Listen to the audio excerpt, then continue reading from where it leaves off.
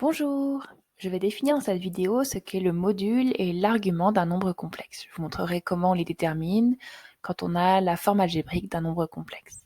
Alors pour commencer, essayons de comprendre d'où viennent ces notions. Alors prenons un point M dans le plan. Munissons ce plan d'un repère orthonormé où U et V sont deux vecteurs directeurs qui constituent le repère. Alors, on peut dire que les coordonnées du point M sont 4, 2. On appelle ça les coordonnées cartésiennes. Donc, ça nous donne une information sur la position exacte du point M. On pourrait aussi utiliser les nombres complexes pour donner la position du point M. On pourrait écrire que l'affixe du point M, c'est 4 plus 2i. Il y a la même idée dessous, l'idée d'abscisse, d'ordonnée, partie réelle, partie imaginaire. Donc, c'est la même idée pour décrire la position du point M. Par contre, il y aurait une autre manière de visualiser un petit peu cette position du point M, ce serait de regarder autre chose, c'est regarder à quelle distance le point M il est de haut. Si je donne la distance, par exemple, s'il est de 4,5 unités, alors il y aurait une infinité de points qui sont à 4,5 unités de l'origine. Ça formerait un cercle d'ailleurs. Et si on veut avoir la position exacte du point M, il faudrait donner une information supplémentaire, pas seulement la distance entre O et M.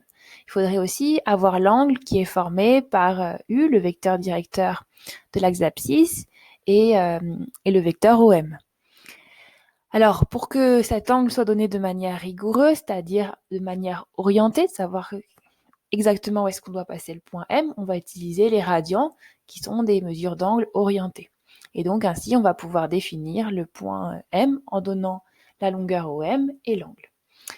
Alors, ça me permet d'arriver au sujet que je voulais aborder aujourd'hui, le module et l'argument.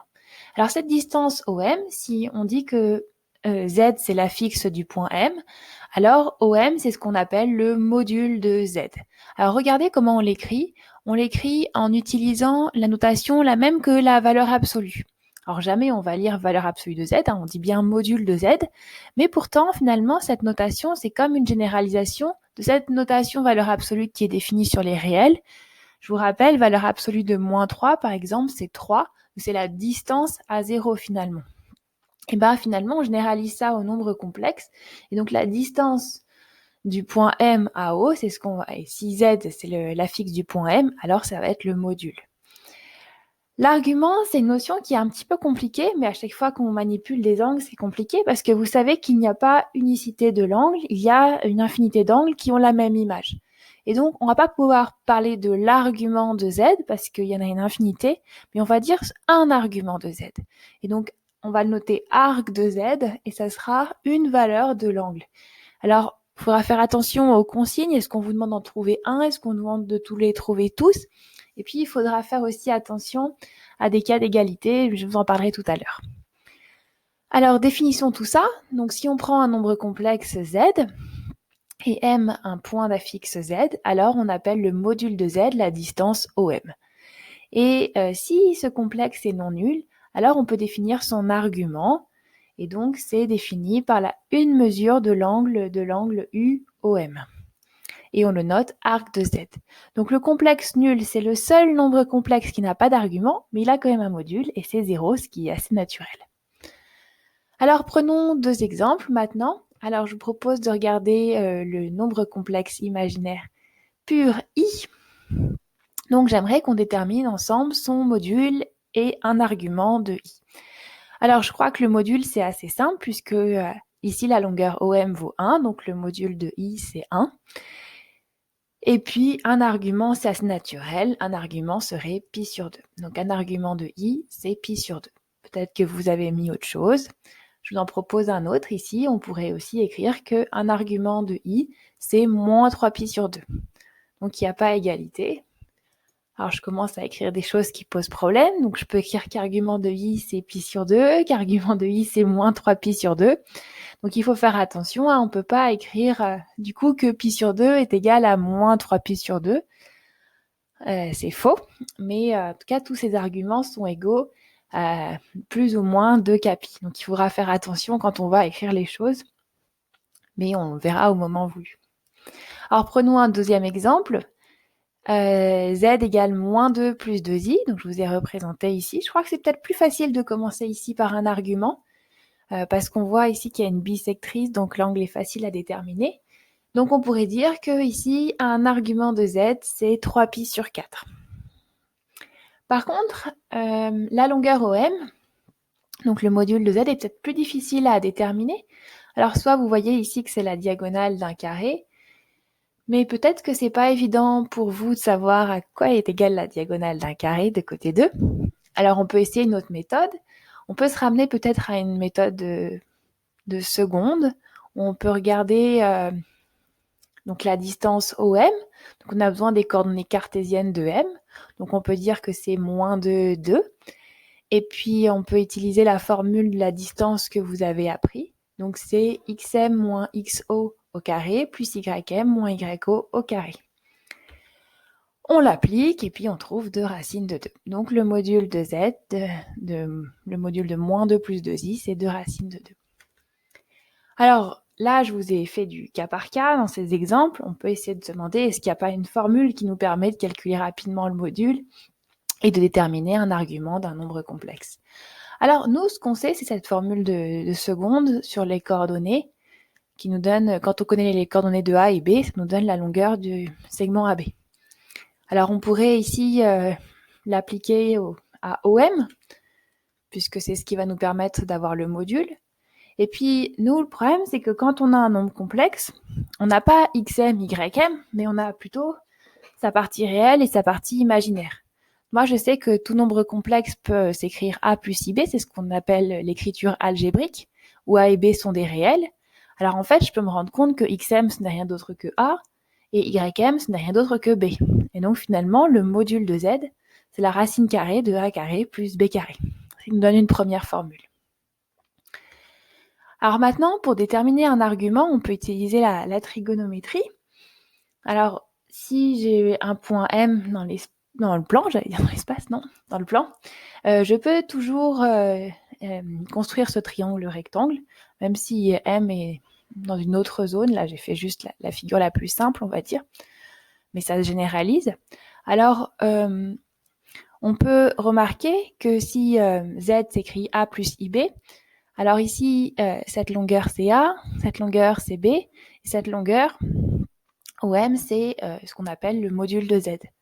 Donc finalement, ici on va avoir un lien entre θ qui est un argument de Z et les longueurs A, B et module de Z grâce à la petite formule, la SOHCAHTOA, qui relie le sinus, le cosinus à l'hypoténuse, les côtés opposés et adjacents de cet angle.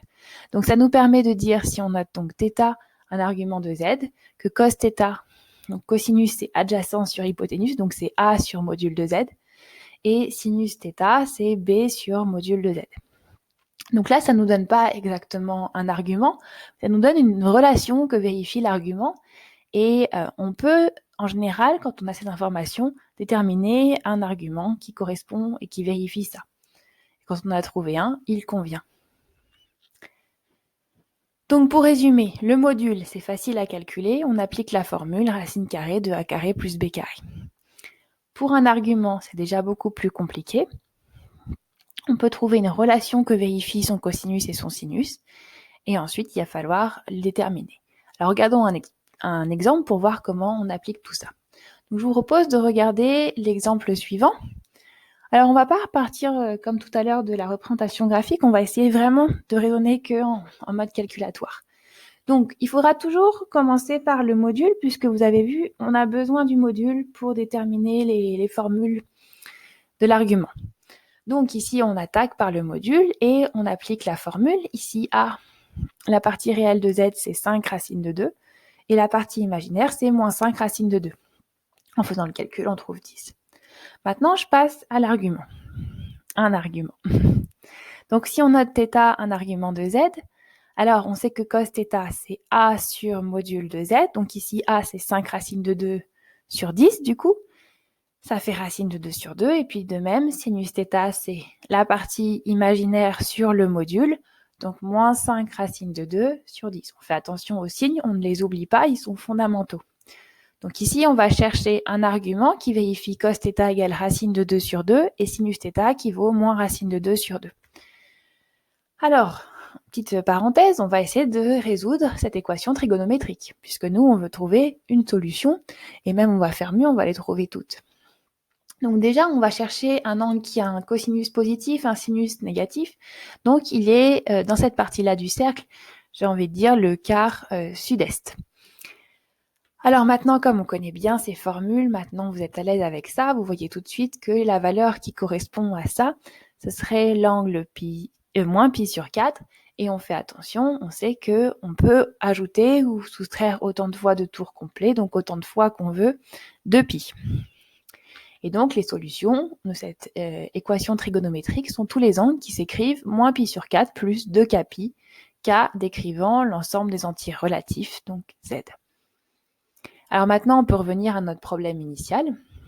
Ça veut dire qu'un argument de notre nombre complexe z s'écrit forcément moins pi sur 4 plus 2k pi. Et k, c'est un nombre entier, n'importe lequel.